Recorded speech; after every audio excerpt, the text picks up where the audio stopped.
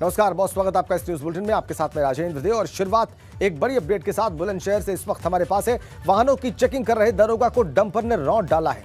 सनसनीखेज मामला। Sub inspector Sanjay Yadav की अस्पताल ले जाते वक्त मौत की खबर आ रही है। पुलिस ने डंपर चालक को गिरफ्तार कर लिया है। 2013 बैच के सब इंस्पेक्टर थे संजय यादव और वाहनों की चेकिंग कर रहे थे और उसी दौरान डंपर ने उनको रौंद डाला और अस्पताल ले जाते वक्त उनकी अफसोसनाक मौत की खबर आ रही है। 2013 बैच के सब इंस्पेक्टर संजय यादव की मौत की खबर आ रही है। अनुभव शर्मा हमारे संवाददाता हमारे साथ जुड़ गए हैं। अनुभव, पूरी जानकारी दें। जी देखिए, बिल्कुल आपको बता दूं कि जो ये मृतक दरोगा हैं संजय यादव, ये पासू थाने में तैनात थे और आपको बता दूं कि चेकिंग के दौरान मामन रोड, सोमना रोड है पासू के पास, वहां पर ये जा रहे थे। जब भी चेकिंग कर रहे थे, इसकी जब भी तेज रफ्तार जो डंपर है वो पीछे से आया और उससे अचानक से इन्हें रौंद दिया, जिसके बाद जो स्थानीय लोग थे उन्होंने सूचना पुलिस को दी। उसके बाद आनंद फानंद में इनको जो कैलाश हॉस्पिटल है कुर्जे में, वहां ले जाया गया, जहाँ पर डॉक्टर ने इलाज के बाद इन्हें काफी बचाने की कोशिश की, लेकिन मृत घोषित कर दिया क्योंकि एक्सीडेंट काफी भयंकर था। आपको बता दें कि ये जो पूरा हादसा है पहासुराना क्षेत्र में हुआ है और यहाँ जो तेज रफ्तार का कहर है वो देखने को मिला है और जो परिजन है उनको सूचना दे दी गई है। अब से कुछ ही देर में जो परिजन है वो बुलंदशहर पहुंचेंगे। तो कहीं ना कहीं देखिए दुखद हादसा बुलंदशहर में है, पुलिस को एक बड़ी क्षति पहुंची है यहाँ पर। और 2013 बैच के सब इंस्पेक्टर थे जो हादसे में जिनकी मृत्यु हुई है। बहुत अफसोसनाक ये खबर। इस डंपर चालक के बारे में क्या जानकारी मिल रही है आपको अनुभव? जी बिल्कुल, देखिए डंपर चालक है उसे कुछ ही दूरी पर जो सूचना के आधार पर पुलिस ने पकड़ लिया है। डंपर और डंपर चालक दोनों को डंपर भी बरामद कर लिया गया है और जो गिरफ्तार है ड्राइवर उसको भी गिरफ्तार कर लिया है पुलिस ने। बहुत शुक्रिया आपका अनुभव। बेहद अफसोसनाक खबर, सनसनीखेज खबर यहाँ पर बुलंदशहर से। अगली बड़ी खबर आपको दें। यूपी में मुख्तार और उसके गुर्गों पर ईडी अब शिकंजा कसेगा। मुख्तार और उसके करीबियों की संपत्ति पर ईडी की नजर है। लखनऊ विकास प्राधिकरण को एनफोर्समेंट डायरेक्टरेट ने जानकारी देने को कहा है। मुख्तार और गुर्गों की अवैध संपत्ति अब कुर्क की जाएगी। ये सूत्रों के हवाले से बड़ी जानकारी हमें मिल रही है। लखनऊ से मऊ गाजीपुर तक मुख्तार की संपत्ति पर प्रवर्तन निदेशालय की नजर है। लखनऊ से मऊ और गाजीपुर तक की मुख्तार की संपत्ति पर ईडी की नजर है।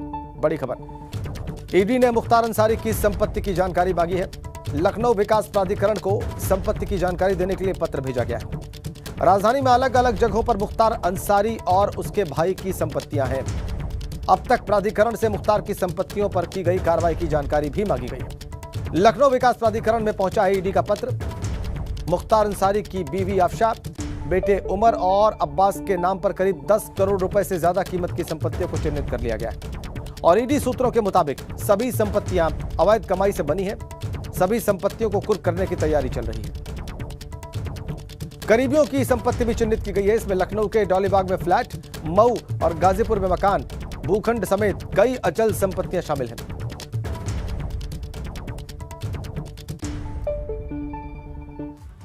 तो विकास कंस्ट्रक्शन बाजार मूल्य में करोड़ों रुपए संपत्तियों की कीमत है। विकास कंस्ट्रक्शन के नाम से भी कई संपत्तियां अर्जित की गई हैं और ईडी सूत्रों के मुताबिक फ्लैट और दूसरी प्रॉपर्टीज मुख्तार की बीवी और बेटों के नाम पर है।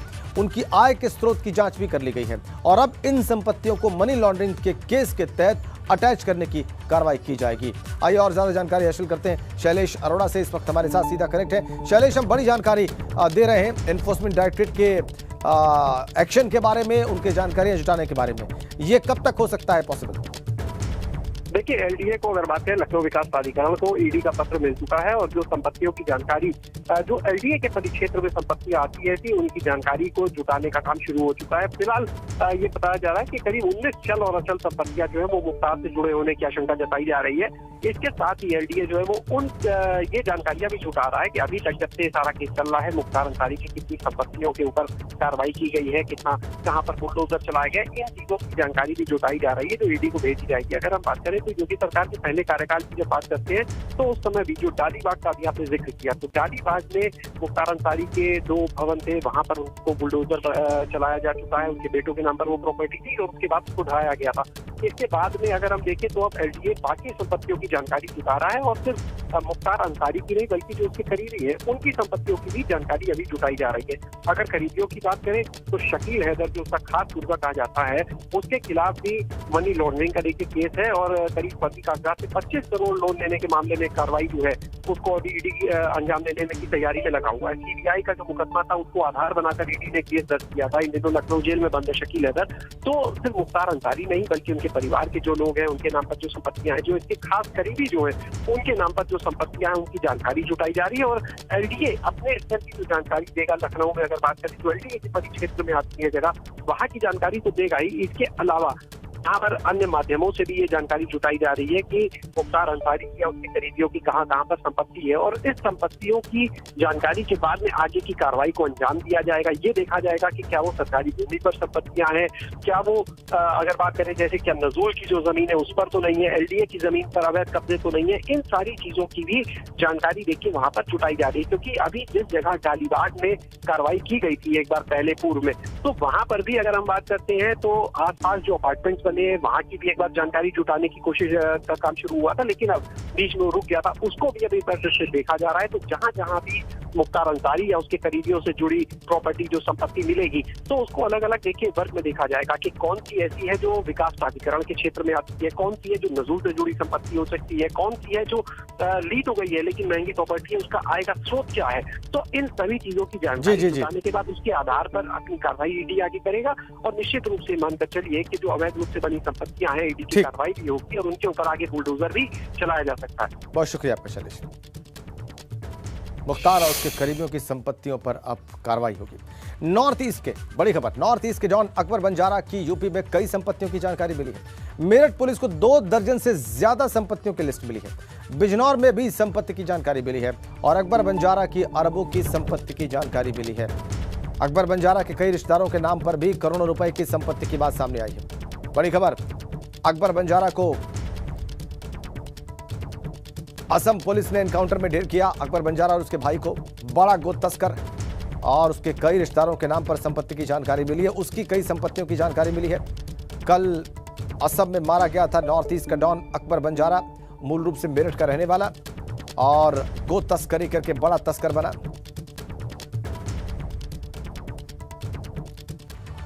तो मेरठ के एक मामूली ड्राइवर की गो तस्करी करते करते गोवंश बीट का एक ऐसा सिंडिकेट बन जाने की कहानी है जिसका मायाजाल बांग्लादेश तक फैला था। यह अकबर बंजारा की कहानी है जिसके गैंग में 150 से ज्यादा गुर्गे थे, लेकिन अब पुलिस ने उसका खेल हमेशा के लिए खत्म कर दिया है। लेकिन जब इस इंटरनेशनल तस्कर का एनकाउंटर हुआ तो ऐसा ही दृश्य था जैसा कि आप मेरे पीछे देख रहे हैं। पुलिस को तस्करों के रूट की परत खोल रही थी और तभी कुछ ऐसा हुआ कि गोलियों की गड़गड़ाहट से पूरा जंगल गूंज उठा।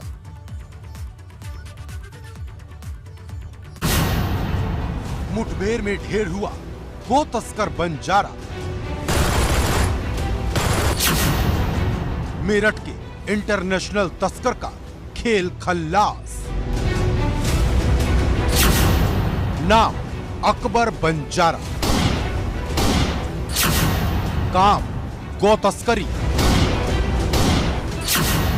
गिरोह 150 गुर्गे, नेटवर्क नॉर्थ ईस्ट और बांग्लादेश, साम्राज्य करीब 1000 करोड़ रुपए। मेरठ के फलावदा से निकलकर वो जुर्म की दुनिया में गौ तस्करी का बेताज बादशाह बन गया, लेकिन कानून की आंख में धूल झोंकने वाले बंजारा का खेल असम पुलिस के एनकाउंटर में हमेशा हमेशा के लिए खत्म हो गया।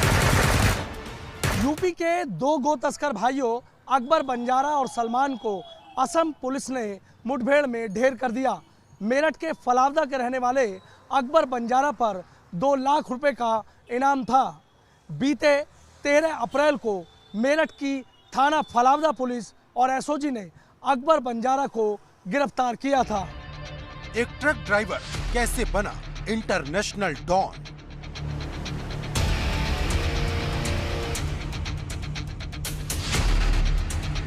अकबर बंजारा की क्राइम कुंडली, गौ तस्कर की हिंडन मंडली।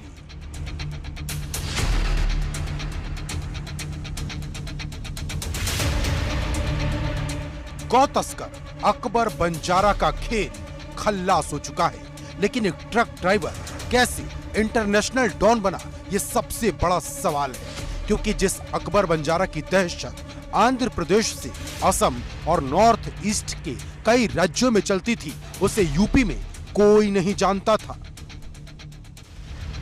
मेरठ की तंग गलियां और फलावदा का यह मकान गौ तस्कर अकबर बंजारा की सिर्फ एक पहचान है, या यूं कहें कि अकबर बंजारा की जिंदगी का सिर्फ एक पन्ना है, क्योंकि वो साल 2015 का था जब पूरे देश में गौ तस्करी का मुद्दा गर्म था। इसी साल अकबर बंजारा गौ तस्करी के गोरख धंधे में उतरा।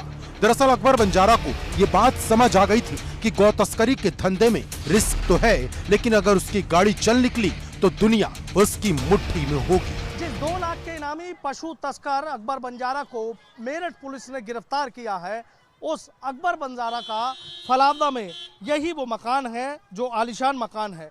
सबसे बड़ी बात यह है कि फिलहाल इस मकान पर यहाँ ताला लगा हुआ है और सुरक्षा के मद्देनजर आप देख सकते हैं कि यहाँ जो सीसीटीवी कैमरे हैं, इस मकान पर वो सीसीटीवी कैमरे भी लगे हुए थे।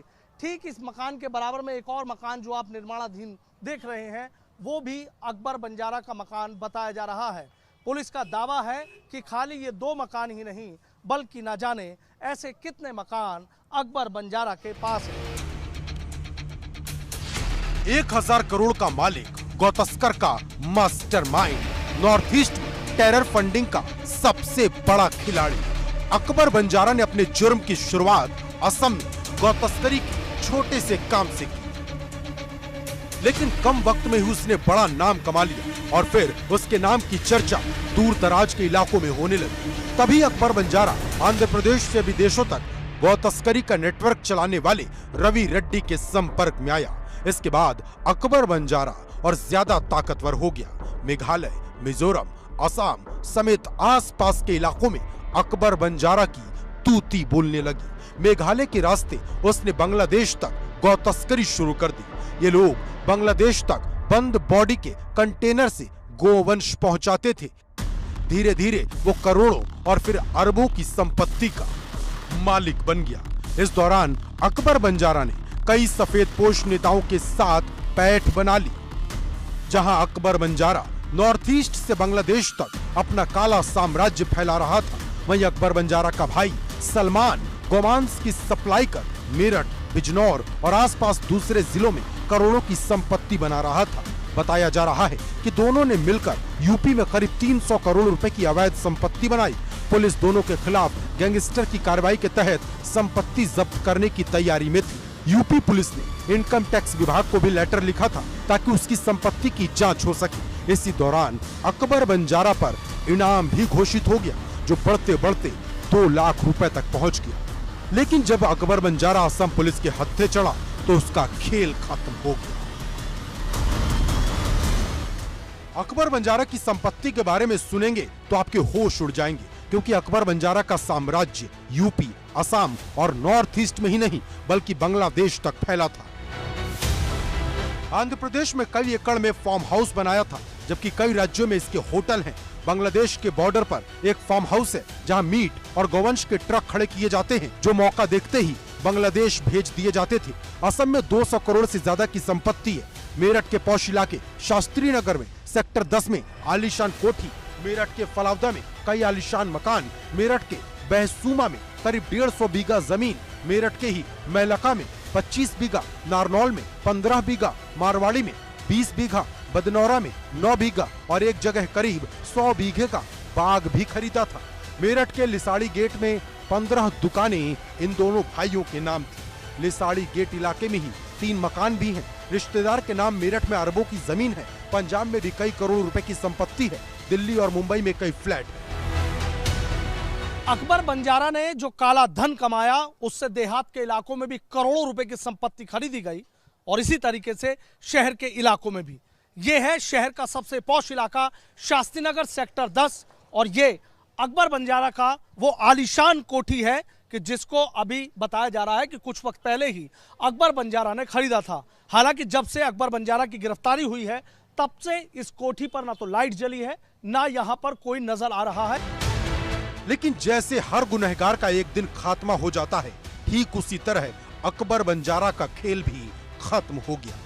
लेकिन अकबर बंजारा के जुर्म की दास्तान कई सवाल खड़े करती है कि आखिर एक गुनहगार को कैसे इतना बड़ा होने दिया गया, क्यों वक्त रहते उसे खत्म नहीं किया गया। मेरठ से सनुज शर्मा के साथ ब्यूरो रिपोर्ट, एबीपी गंगा। पूरे देश में संपत्तियां हैं। यूपी में भी 300 करोड़ की संपत्ति के बारे में जानकारी मिली है और ज्यादा मालूमात हासिल करते हैं सनुज शर्मा से। हमारे सहयोगी इस वक्त हमारे साथ फोन लाइन पर जुड़ गए। सनुज, कल जब हम दर्शकों को बता रहे थे, इस खबर के बारे में विस्तार से जानकारी दे रहे थे, तब भी बड़ी संपत्तियों की जानकारी हमने दर्शकों के साथ साझा की थी। अब इसको में ताजा जो अपडेट है वो दर्शकों के सामने रखें आप। देखिए, अभी हमारी जो एसपी देहात है केशव कुमार, उनसे बात हुई है और अकबर बंजारा की 2 दर्जन से ज्यादा करोड़ रुपए की संपत्ति की जो डिटेल है वो मेरठ पुलिस को मिल गई है। मेरठ पुलिस अब गहनता से ये जांच करा रही है कि ये जो संपत्तियां हैं ये अकबर बंजारा के नाम पर ही है। अकबर बंजारा ने किसी अपने रिश्तेदार के नाम पर खरीद रखी थी, क्या परिवार के लोगों के नाम पर थी? कुछ जो डिटेल मिली है उसमें अकबर बंजारा के नाम पर ही संपत्ति मिली है और धीरे धीरे पुलिस की तफ्तीश जितनी आगे बढ़ती जा रही है उतनी ही जो बेनामी संपत्ति की लिस्ट है उतनी ही वो आगे बढ़ती जा रही है। एक ताजा अपडेट और मैं आपको देना चाहूंगा कि बिजनौर में, मेरठ ही नहीं बल्कि मेरठ से करीब 100 किलोमीटर 125 किलोमीटर के करीब पड़ता है बिजनौर, और बिजनौर के लास्ट के बिल्कुल इलाके में भी कोई इसकी करोड़ों रुपए की संपत्ति की जानकारी पुलिस को मिली है और पुलिस उसकी भी गहनता से जांच कराई जा रही है। एक और चीज निकल कर ये आ रही है कि कहीं पंजाब में भी कोई होटल शायद इसमें अकबर बंजारा ने खरीद रखा था, उसके बारे में भी पुलिस को जानकारी मिली है और पुलिस गहनता से उसकी भी जांच कर रही है। ये जो अकबर बंजारा का नेटवर्क पूरे नॉर्थ ईस्ट में फैला हुआ था, सबसे बड़ा गो तस्करी का सबसे बड़ा डॉन वहां अकबर बंजारा था। तो अकबर बंजारा की जब इतनी कई अरब रुपए की संपत्ति की जानकारी मेरठ और आसपास के इलाके में मिल रही है, ऐसे ही जो अकबर बंजारा की संपत्ति की जानकारी है, अभी असम पुलिस के अधिकारियों से हमारी बात हुई है, जो एक कई एकड़ में फैले हुए फार्म हाउस की जो डिटेल है जो बांग्लादेश के बॉर्डर की तरफ है, उसके बारे में भी पुलिस को जानकारी मिल गई है। तो 1-2 संपत्ति और के बारे में भी पुलिस को जानकारी मिली है। तो जल्दी एक इतने बड़े नेटवर्क का खुलासा हो सकता है कि जिसमें यह पता लग जाए कि अकबर बंजारा के साथ कौन कौन लोग शामिल थे और किस तरीके से ये संपत्ति खरीदा करते थे। एक नई बात और निकलकर सामने ये आई है कि जो गोल्ड खरीदने का बड़ा शौक बताया जाता था अकबर बंजारा को, गोल्ड में भी कई जगह अकबर बंजारा ने डील करी है, क्योंकि करोड़ों रुपए का जो गोल्ड है उसको आसानी से किसी बॉक्स में करके लाया जा सकता था, जबकि अगर रकम को लेकर जाया जाए तो कोई कई बड़े सूटकेस में, सूटकेस का शब्द का इस्तेमाल मैं इसलिए कर रहा हूँ क्योंकि गो तस्करी करने के बाद जो पैसा एक तरीके से धन वर्षा होती थी, कहावत कही जाती है ना कि पेड़ का पैसों का कोई पेड़ नहीं है कि हिला। बिल्कुल आपने सही कहा सनुज। और तो लगातार नई जानकारियां सामने आ रही हैं, आपकी बात से बिल्कुल साफ जाहिर है। गाजियाबाद के वसुंधरा स्थित कुमार विश्वास के घर आज पंजाब पुलिस के अधिकारी पहुंचे। पंजाब के रोपण में कुमार विश्वास के खिलाफ मुकदमा दर्ज हुआ है और इसी को लेकर कुमार विश्वास को नोटिस देने के लिए पुलिस आई है। गाजियाबाद के वसुंधरा में कुमार विश्वास के घर के बाहर जहां पर पुलिस पहुंची है, यूपी पुलिस, सीओ इंद्रापुरम हमारे साथ है। सर, ये जानना चाहेंगे कि यहाँ पर पंजाब पुलिस कैसे पहुंची थी, क्या कारण था? देखिए, अभी मैं भी पहुंचा ही हूँ, पूछताछ करके जो भी जानकारी सामने आएगी आपको अवगत कराया जाएगा। क्या बताया? आप काफी देर से अंदर थे, तो क्या बताया? क्या नोटिस देने आए थे? कोई ऐसी वार्ता नहीं हुई कि जैसी वार्ता होगी मैं उस संबंध में अवगत कराया जाएगा। थाना इंद्रापुरम में उन्होंने कोई सूचना दी थी जिसके बाद वो यहाँ पहुंचे थे, या बिना सूचना दिए ही यहाँ पर पहुंच गए? अभी उसी संबंध में पहले जान लूँ मैं वस्तु स्थिति। थाना सर आपका, थाना क्षेत्र आपका था, इंस्पेक्टर भी यहाँ पर खड़े हैं ना, अभी मैं बताता हूँ वस्तु स्थिति से आपको अवगत कराया जाएगा। सूचना नहीं दी थी? जैसी भी जानकारी होगी अवश्य अवगत कराएंगे। बता दें, देखिए, ये कुमार विश्वास का घर है जहां पर पंजाब पुलिस सुबह पहुंचती है और पहुंचने के बाद एक नोटिस यहां पर कुमार विश्वास के हाथ में दे दिया जाता है, जिसके बाद जो गाजियाबाद पुलिस है वो यहां पर पहुंची हुई है। थाना इंद्रापुरम की पुलिस यहां पर पहुंची हुई है और जो सीओ इंद्रापुरम है वो यहां पर मौजूद हैं और काफ़ी देर से यहाँ पर कुमार विश्वास के साथ अंदर वार्तालाप कर रहे हैं, बातचीत कर रहे हैं। कुमार विश्वास ने एक ट्वीट कर जानकारी दी कि सुबह उनके घर पंजाब पुलिस पहुंची और पहुंचने के बाद उन्होंने ट्वीट में साफ तौर पे ये कहा कि भगवत मान, जिन्हें वो पार्टी में खुद लेकर आए थे, वो अपने दिल्ली में बैठे जो आका हैं उनसे कह दें कि वो डरने वाले नहीं हैं। कुल मिला के इस तरह की बातचीत थी। अब कुमार विश्वास के घर जिस तरह पंजाब पुलिस पहुंचे तो इस पर राजनीति भी शुरू हो गई है और बीजेपी के कई बड़े नेता कुमार विश्वास के पक्ष में आ गए हैं। गाजियाबाद से एबीपी गंगा के लिए मैं शक्ति सिंह।